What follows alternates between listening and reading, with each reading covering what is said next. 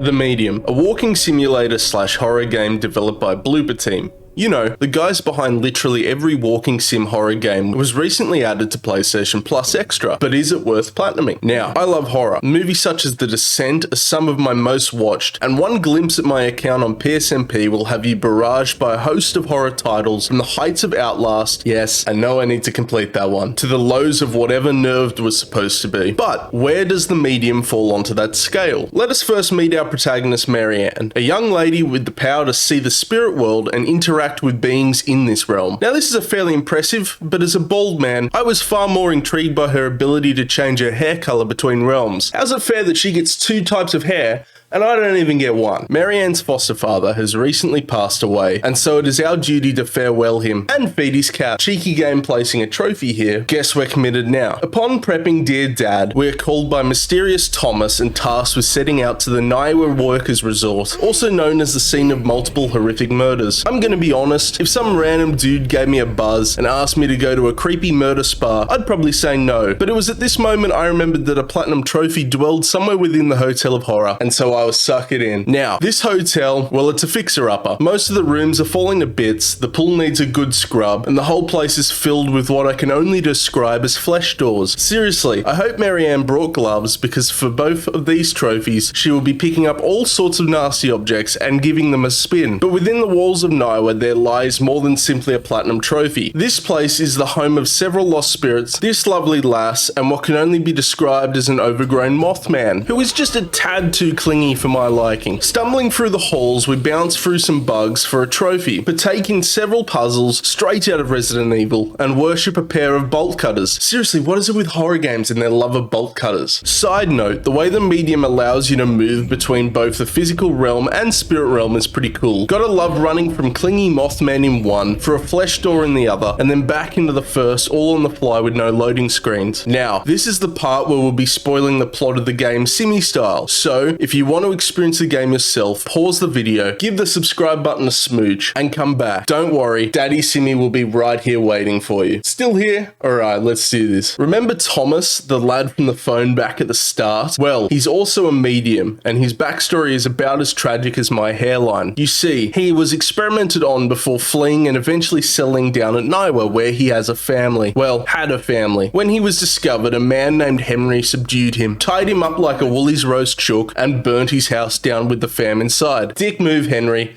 Dick move. We discover most of this information while exploring the many locales of Niwa, tunneling between the spirit realm and the real, all whilst dodging Captain Creepy over here. Upon discovering that Tomo was a medium too, we relive his childhood, partake in the dullest hell maze in gaming, not once, not twice, but 3 times. Seriously, I deserve a platinum alone for that one. And then we pop several other collectible trophies. Well, unless you're Symudtry over here, he's about to work out he missed a collectible, and now he has to play the entire game again. Don't be like Symudtry.